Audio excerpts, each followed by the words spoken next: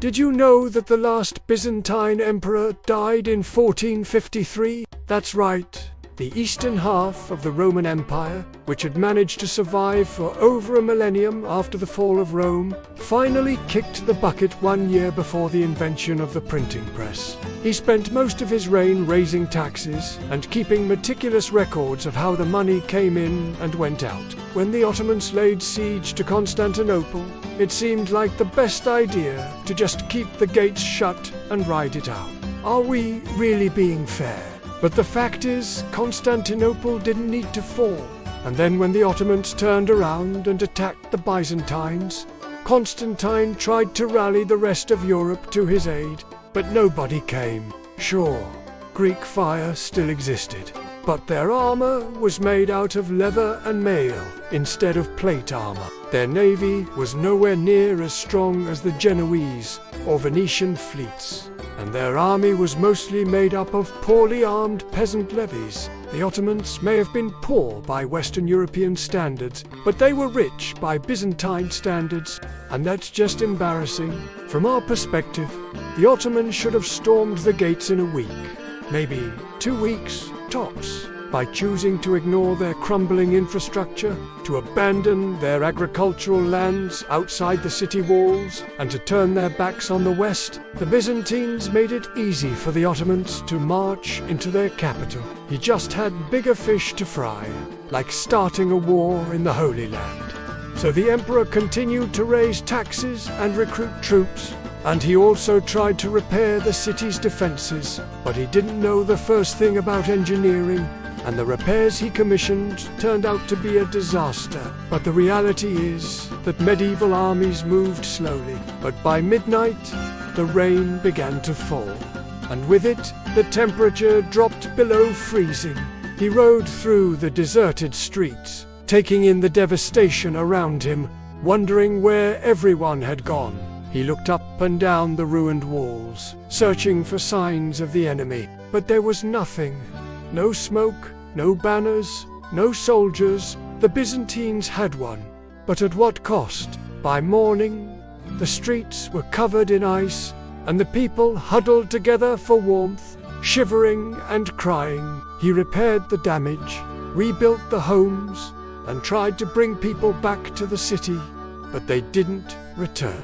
Instead, they fled to the Peloponnese, where they set up a new capital at the city of Mysia. So, in the end, the last Byzantine emperor was remembered not for his military victories, but for his monumental blunder. He was the emperor who lost an empire, not because he was weak or incompetent, but because he was too busy counting his money to realize that the cavalry was coming. But the Ottomans didn't show up to attack, and that was when Constantine knew the worst. The Ottomans weren't coming back.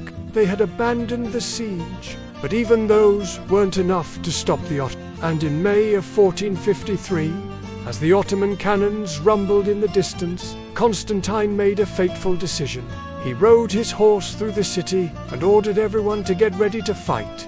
But not everyone listened. Many people fled the city and abandoned their homes. Others locked themselves in their basements and prayed for mercy. And others still got on their boats and sailed away to the west. And even though the Ottomans were attacking on all sides, there were more Byzantine soldiers defending the land walls than were actually guarding the sea. The emperor personally led the defense of the land walls, while the navy guarded the harbor.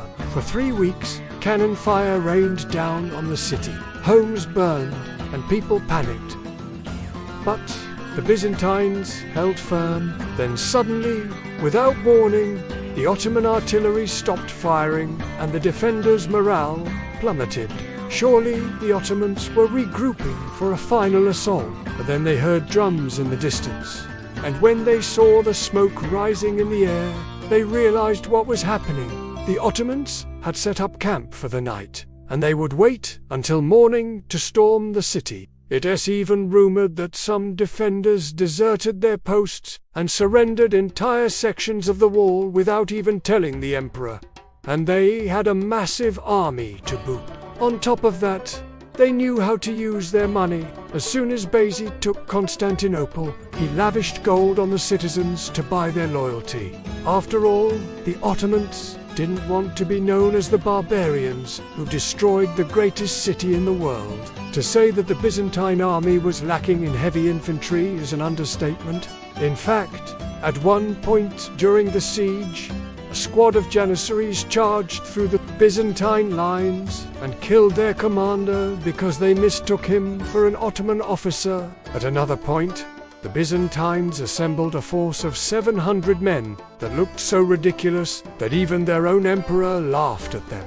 He saw his role as emperor to be the defender of Orthodox Christianity, even if that meant going to war with the Republic of Venice. You see, Venice had built a church dedicated to Saint Mark the Lion, a Catholic saint, and they refused to turn it over to the Orthodox Church, even though the building was inside Constantinople. Now, imagine being a guy who spends his days working on tax returns and his nights praying for God as help in converting your neighbor's church. What happens when the Ottomans show up and threaten to burn down your city? Well, you panic and try to buy your way out of it. And that was before the men ran out of ammunition and started throwing rocks at the Ottomans. Not only was Constantinople an economic backwater compared to the wealth of Western Europe, it was also stuck in the Middle Ages, while the West was on the cusp of a renaissance. Even if the Venetians did come to help, which they didn't, there's a good chance they wouldn't have made much of a difference. It just did. And it fell not because of the Ottomans, but because of the Let me explain, and not even write it out in style. Mind you, because Constantine didn't want to spend any money on defenses. Instead, he used the treasury to hire mercenaries to do the dirty work for him. But this turned out to be a big mistake, since these guys were loyal to the imperial cause. One way Constantine raised funds was by selling titles to non-Italians who wanted to immigrate to the empire. For example, he granted citizenship to a handful of Englishmen who showed up in Constantinople looking for adventure. In return for their bravery in defending the city, Constantine awarded each of them with the noble title of Count Palatine and Duke. To make matters worse, the emperor couldn't even count on the loyalty of his own family members. His brother, Thomas, plotted against him, murdered two of the emperor's sons, and almost seized the throne for himself. But before he could pull it off, he got stabbed to death by a disgruntled servant, and instead sold the city out to the Ottomans for a measly 200,000 gold pieces. And to top it all off, they went out with a whimper rather than a bang. I mean, sure, they were fighting the Ottomans, who eventually took their capital city of Constantinople. But it was just such a slow, drawn-out affair that I'm surprised anyone bothered to write about it.